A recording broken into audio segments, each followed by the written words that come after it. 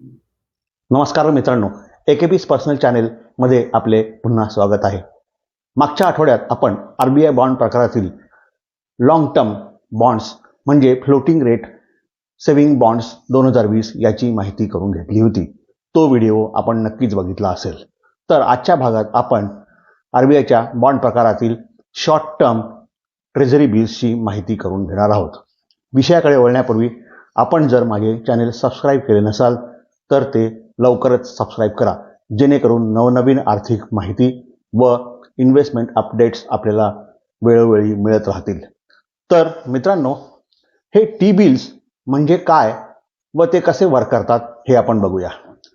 समजा भारत सरकारला आपण एक आपला मित्र समजा आणि या मित्राला आपण काही रक्कम कर्जाऊ दिलेली आहे व ती अल्पमुदतीसाठी दिलेली आहे आणि भारत सरकार आपल्याला असे वचन देते की ही रक्कम व अधिक काही परतावा मी तुला अल्पावधीची मुदत संपल्यानंतर वापस देईल. तर जो आपल्याला मूळ मुद्दल आणि जो परतावा मिळणार आहे ह्याच्यामधला जो डिफरन्स आहे तो आपला परतावा असेल. तर मित्रांनो, टी बिल्स या पद्धतीने वर्क करतात. मित्रांनो, इथे एक ट्विस्ट आहे. तर हे जे टी बिल्स आहे हे झिरो कुपन रेट सिक्युरिटीज आहेत, म्हणजे आपल्याला हा रेग्युलर असा काही इंटरेस्ट परतावा मिळणार नाही.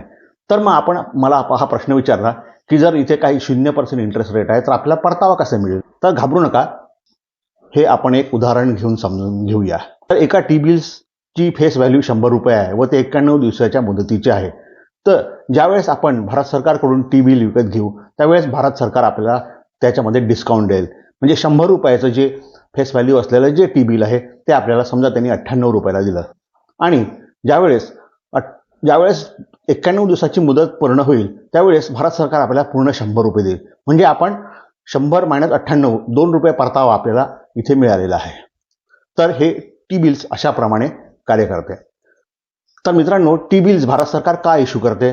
भारत सरकारच्या ज्या अल्पकालीन गरजा आहेत ते भागवण्यासाठी टी बिल्स इश्यू करते, किंवा जर बाजारामध्ये चलनवाढ किंवा इन्फ्लेशन जर जास्त वाढलं तर ते सक करण्यासाठी किंवा त्या बाजारातील लिक्विडिटी कमी करण्यासाठी सुद्धा टी बिल्सचा वापर भारत सरकार करते. ट्रेझरी बिल्स आहेत हे भारत सरकारच्या वतीने reserve bank of India issue करते आणि हे साधारणतः 91, 182 व 364 दिवसाचे असते. यावरून असे लक्षात येईल की हे 1 वर्षापेक्षा कमी मुदतीचे हे ट्रेझरी बिल्स आहेत. हे जे ट्रेझरी बिल्स आहे हे आपल्याला रिझर्व्ह बँक दर आठवड्याला ह्याचा लिलाव करते. म्हणजे ऑप्शन्समध्ये हे घ्यायला लागतात व आपल्याला बीड करायला लागते. कुठल्या मुदतीचे ट्रेझरी बिल्स विकत घ्यायचे आहे यासाठी आपल्याला ट्रेड करायला लागते आणि हा लिलाव साधारणतः दर आठवड्याला होतो व तो शुक्रवारी पूर्ण होतो. हे ट्रेझरी बिल मिळवणं हे अतिशय सोपे आहे. बँका, आर्थिक संस्था किंवा आपल्या डीमॅट अकाउंटमधून सुद्धा आपण टी बिल्सचे बीड करू शकतो. तर जे आपल्याला जो परतावा मिळतो टी बिल्सवर त्याचे यील्ड पर्सेंटेज काढण्याचा फॉर्म्युला मी आता आपल्याला स्क्रीनवर दिसत असेल. तर या फॉर्म्युल्यामध्ये फक्त हा एक मॅथमॅटिकल फॉर्म्युला आहे. या फॉर्म्युल्यामध्ये आपल्याला फक्त 3च गोष्टी इनपुट करायच्या आहे. एक, त्याच्यामध्ये एफ, डी आणि पी असे जे आहेत ते व्हेरिएबल्स टाकायचे आहेत. तर एफ म्हणजे फेस व्हॅल्यू, डी म्हणजे डिस्काउंटेड व्हॅल्यू आणि डी म्हणजे नंबर ऑफ डेज त्या ट्रेझरी बिल्सची जी मुदत आहे ती. तर आपण मागे घेतलेल्या 100 रुपयाच्या एक्झाम्पलचा जर आपण इथे विचार केला तर फेस व्हॅल्यू 100 रुपये आहे, एफ म्हणजे 100 रुपये, डिस्काउंटेड व्हॅल्यू 98 रुपीज आणि नंबर ऑफ डेज किती होते ते 91. त्या टाकल्यानंतर आपल्याला इथे 8.18 असे स्क्रीनमध्ये आपल्याला असं दिसत असेल की 8.18% एवढा आपल्याला परतावा मिळालेला आहे. सध्या जे बाजारात टी बिल्स आरबीआय विकते त्यामध्ये साधारणतः आपल्याला 7% व त्यापेक्षा जास्त असा परतावा मिळतो. तर मित्रांनो, टी बिल्सचे फायदे आणि तोटे याचा आपण आता विचार करूया. टी बिल्स हे भारत सरकार समर्थित असल्यामुळे फार अतिशय सुरक्षित व कमी जोखमीचे आहे व त्यामुळे आपल्याला भांडवली नुकसान होण्याची कधीच शक्यता नाही. दुसरे असे की एक्सपर्ट्सच्या मतानुसार आपला पोर्टफोलिओ डायव्हर्सिफाईड असावा, त्यासाठी ट्रेझरी बिल्स हा हे अतिशय उत्तम असा पर्याय आहे. तिसरे महत्त्वाचे फायदा म्हणजे हे ट्रेझरी बिल्स अत्यंत लिक्विड आहे. जर आपण एखादं काही मुदत करता ट्रेझरी बिल विकत घेतलं, जर आपल्याला पैशाची आवश्यकता वाटली तर आपण ते ट्रेझरी बिल आपल्या डीमॅट अकाउंटमधून विकत पैसे कॅश करू शकतो. चौथा फायदा असा आहे की जर ट्रेझरी बिल्स आपल्याकडे काही रक्कम आहे व ती आपल्याला काही अल्पावधीसाठी जर पार्क करायची असेल व चांगला परतावा मिळायचा असेल त्यांच्यासाठी टी बिल्स हा अतिशय चांगला पर्याय आहे. काही गुंतवणूकदारांसाठी शेअर मार्केट व म्युच्युअल फंड हे जोखमीचे वाटत असेल त्यांना आपल्या शॉर्ट टर्म मुदतीसाठी जर उद्दिष्टांसाठी पूर्तता करण्यासाठी टी बिल्स हे एक उत्तम साधन आहे. आरबीआय फ्लोटिंग रेट सेव्हिंग बॉन्ड्सपेक्षा इथे आपल्याला निश्चित असा परतावा मिळतो आणि तो परतावा आपण ज्यावेळेस टी बिल विकत घेतो त्यावेळेसच निश्चित झालेला असतो. आता याचे तोटे आहे त्याचा काय विचार करूया.